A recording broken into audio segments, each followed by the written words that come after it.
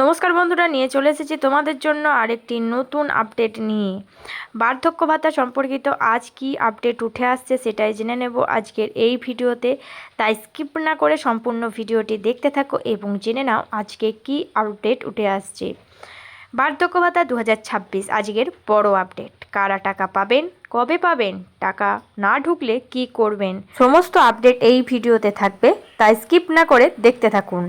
নমস্কার বন্ধুরা, বার্ধক্য ভাতা নিয়ে আজকের ভিডিওটি কিন্তু অত্যন্ত গুরুত্বপূর্ণ, কারণ ইতিমধ্যেই নতুন হারে ভাতা দেওয়ার সিদ্ধান্ত কার্যকর হয়েছে। আগে যেখানে মাসে 1000 টাকা করে বার্ধক্য ভাতা দেওয়া হতো, সেখানে এখন সেই টাকা বেড়ে হয়েছে 1500 টাকা। কিন্তু প্রশ্ন হচ্ছে, এই 1500 টাকা কারা পাবেন? আগের উপভোক্তাদের কি নতুন করে আবেদন করতে হবে? আগস্ট মাসের টাকা কবে অ্যাকাউন্টে আসবে? কারো টাকা এখনও না ঢুকলে কি করতে হবে? আর ব্যাংক অ্যাকাউন্ট, আধার বা কেওয়াইসিতে সমস্যা থাকলে কিভাবে সেটা ঠিক করবেন? আজকের ভিডিওতে একেবারে শুরু থেকে শেষ পর্যন্ত সমস্ত বিষয় পরিষ্কার করে জানাবো, তাই ভিডিওটি শেষ পর্যন্ত অবশ্যই দেখবেন। প্রথমেই সবচেয়ে বড় খবরটি জেনে নিন। পশ্চিমবঙ্গে সামাজিক সুরক্ষা পেনশনের আওতায় থাকা বার্ধক্য ভাতার পরিমাণ বাড়ানো হয়েছে। আগে মাসে 1000 টাকা পাওয়া যেত, এখন নতুন হারে মাসে 1500 টাকা পাওয়ার কথা, অর্থাৎ প্রতি মাসে অতিরিক্ত 500 টাকা।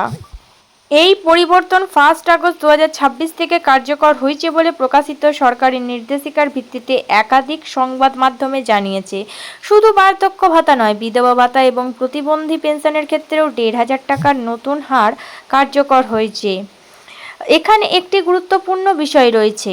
আপনি যদি আগে থেকেই বার্ধক্য ভাতার উপভোক্তা হয়ে থাকেন এবং আপনার আবেদন সক্রিয় থাকে, তাহলে শুধুমাত্র ভাতা বাড়ার কারণে নতুন করে আবেদন করার প্রয়োজন হওয়ার কথা নয়। অর্থাৎ পুরনো যোগ্য উপভোক্তাদের জন্য মূল বিষয় হলো আপনার আবেদন স্ট্যাটাস ঠিক আছে কিনা, ব্যাংক অ্যাকাউন্ট সক্রিয় আছে কিনা, ব্যাংকের তথ্য সঠিক আছে কিনা এবং ডিবিটির মাধ্যমে টাকা গ্রহণের ক্ষেত্রেও কোনো সমস্যা রয়েছে কিনা, কারণ টাকা সরাসরি ব্যাংক অ্যাকাউন্টে পাঠানোর ব্যবস্থা রয়েছে।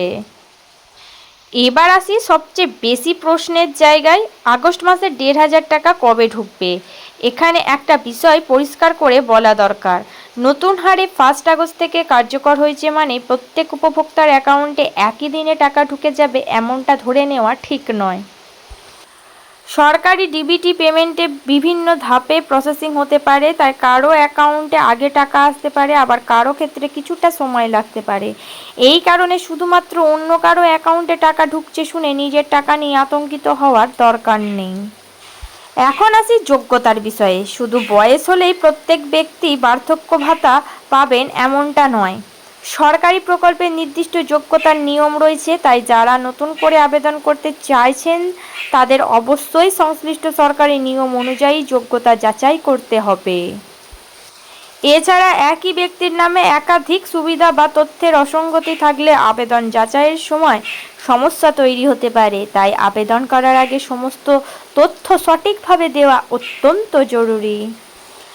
এখন অত্যন্ত গুরুত্বপূর্ণ বিষয়, অনেকের প্রশ্ন, আমার পাশের বাড়ির মানুষের টাকা এসেছে কিন্তু আমার টাকা আসেনি কেন?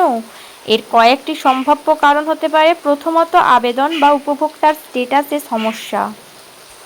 দ্বিতীয়ত, ব্যাংক অ্যাকাউন্টের তথ্য ভুল থাকা। তৃতীয়, ডিবিটি সংক্রান্ত সমস্যা। চতুর্থত, কেওয়াইসি বা পরিচয় সংক্রান্ত তথ্যের সমস্যা। পঞ্চমত, আবেদন এখনও যাচাই বা প্রসেসিংয়ের মধ্যে থাকা, তাই টাকা না ঢুকলেই আবেদন বাতিল হয়েছে এমন সিদ্ধান্ত নিয়ে নেবেন না। যদি আপনার অ্যাকাউন্টে টাকা না আসে, তাহলে প্রথমেই আপনার পেনশনের স্ট্যাটাস পরীক্ষা করুন। আপনার আবেদনটি অ্যাক্টিভ আছে কিনা দেখুন, পেমেন্ট সংক্রান্ত কোনো তথ্য দেখা যাচ্ছে কিনা দেখুন। এরপর ব্যাংক অ্যাকাউন্টে ডিবিটি বা সরকারি পেমেন্ট সংক্রান্ত কোনো সমস্যা রয়েছে কিনা সেটা ব্যাংকে গিয়ে যাচাই করতে পারেন। প্রয়োজনে সংশ্লিষ্ট সরকারি দপ্তর বা স্থানীয় প্রশাসনিক পরিষেবা কেন্দ্রে যোগাযোগ করুন। সবচেয়ে গুরুত্বপূর্ণ বিষয়, কোনো অচেনা ব্যক্তি ফোন করে যদি বলে ভাতা ঢোকাতে ওটিপি দিন অথবা কেওয়াইসি করতে টাকা পাঠান, তাহলে কখনোই ওটিপি, পিন বা ব্যাংকের গোপন তথ্য দেবেন না।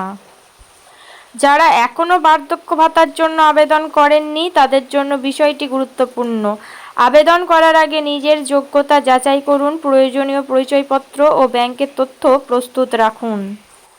আবেদনের সময় নাম, জন্ম তারিখ, আধার, ব্যাংক অ্যাকাউন্টের তথ্য সব কিছু খুব ভালোভাবে মিলিয়ে দিন। একটি ছোট্ট ভুলের কারণেও পরবর্তী সময়ে যাচাই বা পেমেন্টে সমস্যা হতে পারে।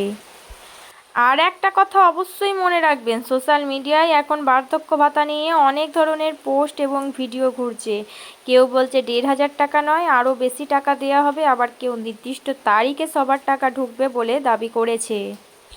তাই সরকারি নির্দেশিকা বা নির্ভরযোগ্য তথ্য ছাড়া কোনো নির্দিষ্ট তারিখ বা অঙ্ককে চূড়ান্ত বলে ধরে নেবেন না। বর্তমান নিশ্চিত আপডেট হলো নতুন হার ১,৫০০ টাকা এবং তা 1 আগস্ট 2026 থেকে কার্যকর হয়েছে। তাহলে আজকের ভিডিও থেকে 5টি বিষয় মনে রাখবেন। 1 নাম্বার, বার্ধক্য ভাতার পরিমাণ বেড়ে ১,৫০০ টাকা হয়েছে। 2 নাম্বার, নতুন হার 1 আগস্ট 2026 থেকে কার্যকর। 3 নাম্বার, টাকার ডিবিটির মাধ্যমে ব্যাংক অ্যাকাউন্টে পাঠানোর ব্যবস্থা রয়েছে। 4 নাম্বার, টাকা না এলেই আবেদন বাতিল হয়েছে ধরে নেবেন না।